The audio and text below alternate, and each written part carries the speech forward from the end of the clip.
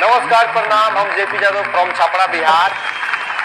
तो अब तोहनी सोचो तो लोगन की कहाँ से घुस गए, तो ढेर मत सोचो लोगन, काहे कि हमनी ऐसा बिहारी ऐसा ही नो एंट्री में जहाँ तहे घुस जानी जाए ना रोक देवे। अरे तू ऐसे मत हंस, काहे कि छोकरा पहले ही बर्बाद हो चुकल बा छोकरी का चक्कर में। अब 10 कट्ठा खेत रहला वो बेचा गइल बा नौकरी का चक्कर में। बहुत स्थिति दयनीय बा। आए सब चीज के कारण तो हनी लोग 12 लोग मार ऐसा फिल्म बना देता लोग, खाली प्यार। पहले के फिल्म देखा था तो और प्यार भर भर माने हर चीज में प्यार। इनका एगो फिल्म आयल रहे जेमे सुनील शेट्टी एगो गाना गावत रहे इनका खातिर कि तुम दिल की धड़कन में रहते हो। अब रउआ बताई लोगन कि दिल में ही रही है तो खून कहाँ रही, कुकर में। महाराज कोनो तो लॉजिक होगी चाहिए, कोनो लॉजिक नहीं के खाली प्यार भर देवे के बाद दिमाग में। लेकिन अब हम चुप ना रहे, ये खातिर चाहे जे हो जाओ, काहे कि हम ये लोग के गाना फिल्म देख देख के प्यार कर लेनी, बहुत बढ़िया प्यार कर लेनी घनिष्ठ। वही प्यार क के एगो लड़की के लेके जे हम भाग गए नी, अरे हमरे ऊपर में गाना पड़ रहे, खेसारी भैया गाना गले रहे कि नून रोटी खाएंगे जिंदगी संग ही बताएंगे, हम ही नहीं हूँ। लेकिन ओकरा आगे कहानी हम लोग के सुनावे आयल बनी कि भागे के तब भाग गए नी, नून रोटी खाए के कह दे। लेकिन ओकरा बाद जब हमारी स्थिति ऐसा आयल तब का भइल, अब सुनी लोग। कोई के हम प्यारे हो गए थे फरार पर अब बहुत पछताते हैं।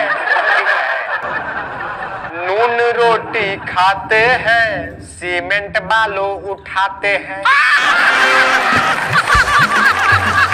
बहुत स्थिति खराब हो गए रहे जब लेके भागल रही।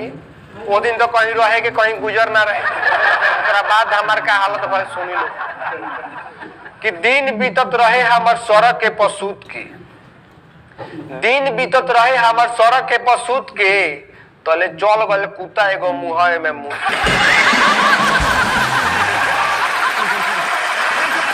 बहुत स्थिति खराब होला भैया। जिन जिन भागे के बारे में सोचत हो लोग सुन लिया लोगन ध्यान से। तो अपना बर्बादी के किस्सा अब सबको सुनाते हैं।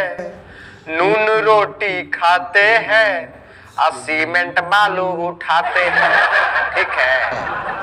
तो अब तो हम लोगों से ये कहें कि लड़की सब का चक्कर में मत पड़ो जाए। आए कि ओकनी के घड़ी शिफ्ट चलावत तरी सो 3-3 गो 4-4 गो शिफ्ट, जगह फैक्ट्री में हमनी शिफ्ट चलावे नहीं सक कमाए बेरी ओवर टाइम नाइट ड्यूटी वहीं कनी के चला था बाबू। वो शिफ्ट में जहाँ तू शिफ्ट भइल कि सीधा बंगलोर शिफ्ट होके के पड़ी घर से।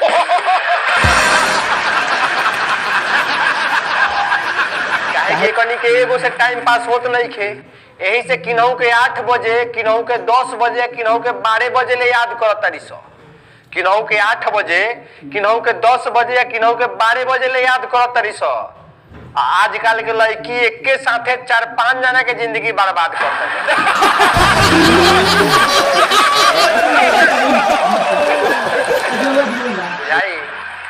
बहुत जा लोगन।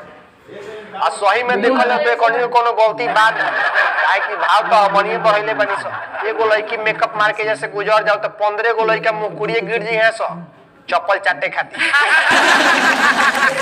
चप्पल चाट के हम आज ही अमर हो जाए।